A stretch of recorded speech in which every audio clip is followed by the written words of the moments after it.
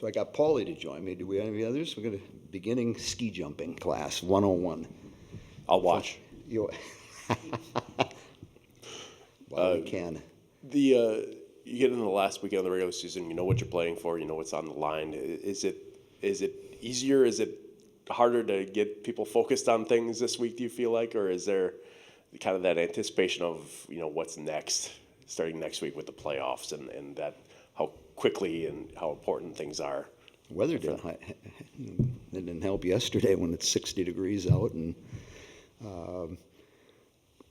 I mean, for me, it's nice to have an extra day this week compared to last week, where it was a short week after playing Saturday and Sunday, and Monday's off, and then you really get about a day and a half to practice, and you're on the bus and you're going where we'll take tomorrow off and recoup, try to heal up a little bit, and to me, this time of year, it's all between your ears. You got to get mentally ready. Everybody knows what's at stake, and what we do on a daily basis and the habits we create, we continue to do those things. And so no different than the previous bunch of weekends. You look at your opponent, you try to dissect things and continue to work on things that'll make you better and give you a chance to win Saturday. So the focus is really Saturday, and beyond Saturday, it's not worth even thinking about, because you just have to take care of business Saturday. That's the most important thing in front of us.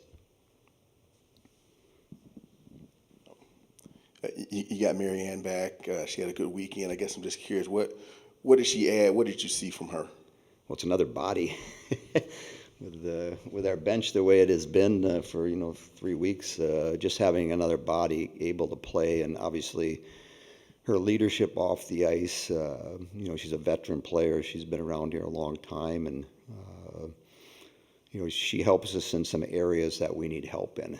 And obviously, her scoring a goal in Friday night's game excited her. It was her first goal of the year, and then came back on Saturday with a strong effort. So we were happily surprised that she was able to come back, from her injury up in St. Thomas that quickly. But, give her a lot of credit. And her rehab went really well, and she skated herself into playing Friday, and again gives us another body, gives us another experienced player in our lineup that can help us. Looked like on the video she had a lot of jump too, a lot of energy. Can you kind of quantify that and how much you saw from being a lot closer than we were? Well, you backtrack to St. Thomas that Friday night, and, in between the first and second period, she's getting evaluated, and, she's very emotional because, she's had a knee injury a couple different times, had a couple different surgeries on that knee, and then got hit and felt the same type of thing. And so in her mind, it looked like her season was over. She's going to graduate and she's not going to play any more games. And so you take her from that space to all of a sudden she gets here, Tuesday and Wednesday, gets evaluated, and that's not quite as bad as we might have thought it was initially. And all of a sudden, the rehab starts going, and hey, you can put a regular jersey on and practice. So now that smile on her face and her attitude has gotten a lot better. And then, obviously she gets a second chance to play some more games. So for somebody that looked like her career was over to somebody that gets an opportunity to play as quickly as she was able to do it, that brings energy because she's excited. Not many people get that second opportunity. She got it and earned it, and like I say, gives us that added depth and helps us in a lot of different areas that we need help in.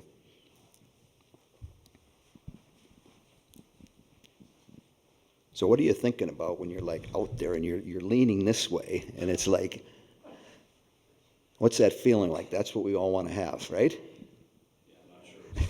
I told my wife this morning I'd probably be tumbling and then I'd be falling.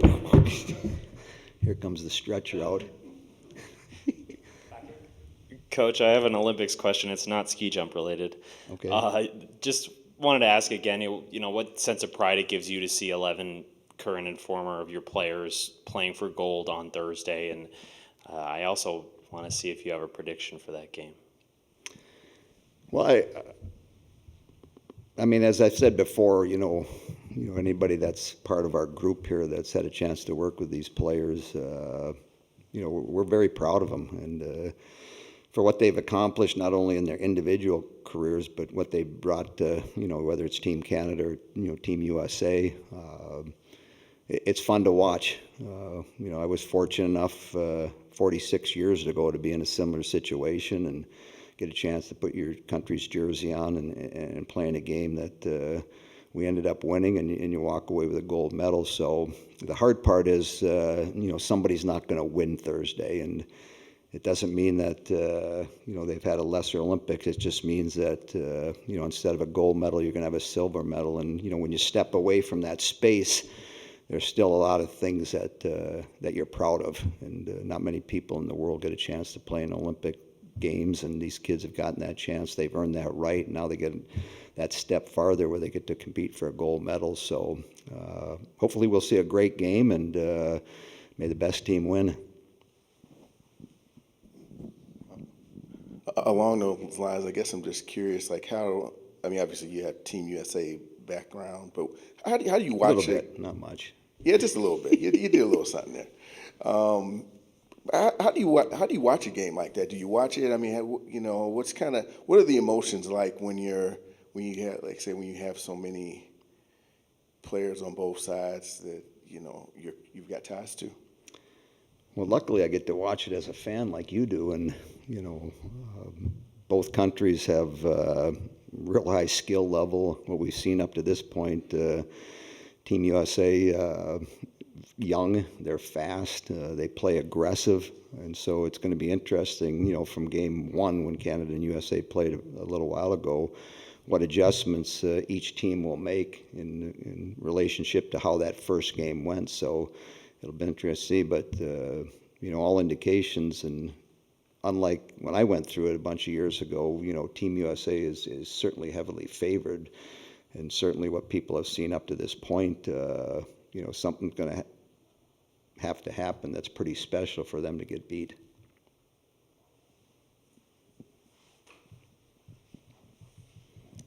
Do you know what the timeline is for Adela coming back yet? I know that they were done earlier than maybe expected, but how is that impacting maybe this week?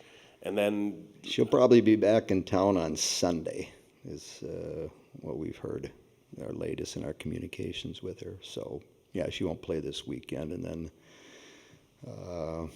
I think everybody else will be back Monday night. But I don't know what's going to happen depending on who wins Thursday. Yeah, and what happens with us this weekend. So the old cliche, one day at a time, that's what we have to do, one game at a time. the other part of the question was, how confident are you that you're going to get the four from the U.S. back in the time that was originally predicted? That's the plan. We got Steph over there, our trainer, so hopefully she can corral them all in and be on the same flight and get back in Madison. And that's, that'll be another step in our development and our team as they start to come back Monday night and, be involved with things on Tuesday, and knowing that we're going to have to play a playoff game on Friday. So there's some work to be done off the ice in regards to, what we have to do in getting these kids back. And again, part of it's going to be on what we do this weekend. Part of it's going to be on, what happens Thursday's game, and then, whatever transpires in those 3 or 4 days will push us into that space next Tuesday and Wednesday, and what we need to do, because we have to come together real quickly to, play that weekend in our playoff series. Welcome to coaching. That's why I'm saying I'm sitting there. What am I thinking about right here? Hey, like coming down and stay on your feet, land on those feet. Although those skis are fairly wide, so it'll be pretty good. One last one on that, though. Would you have wanted to play a game 5-7 days after winning a gold medal? I mean, knowing that, I was in Pittsburgh playing for the Penguins by then. Okay, were you? Yep. It was that quick? Saturday. All right, so. Playing against Kenny Morley. You know what the score of the can game happen. was? 0-0. Not very eventful, but yeah, so. And a couple other guys were playing pretty quick, so. We left Lake Placid really early Monday morning.